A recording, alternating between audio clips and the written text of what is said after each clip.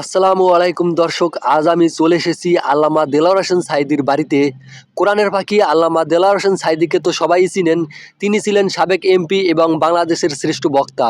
আপনারা যে বাড়িটি দেখতে পাচ্ছেন, এই বাড়িটি কোরআনের পাখি আল্লামা দেলোয়ার হোসেন সাঈদীর জন্মস্থান।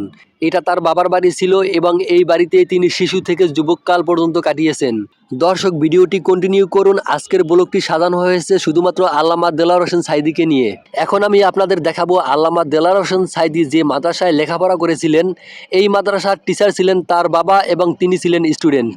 এখন আমি আপনাদের দেখাবো আল্লামা দেলোয়ার হোসেন সাঈদীর পারিবারিক কবরস্থান, যে কবরস্থানে শুয়ে আছে আমাদের কোরআনের পাখি আল্লামা দেলোয়ার হোসেন সাঈদী। যারা আল্লামা দেলোয়ার হোসেন সাঈদীকে ভালোবাসেন তারা অবশ্যই ভিডিওটি শেয়ার করে আল্লামা সাঈদীর ভক্তদের কাছে ভিডিওটি পৌঁছে দিন। আল্লামা সাঈদীর কবরের পাশে রয়েছে সাঈদীর তৈরি করা একটি মসজিদ, যে মসজিদটি তার বাবার নামে তৈরি করা হয়েছে। এটা হলো সেই মসজিদ, যে মসজিদটি আল্লামা সাঈদী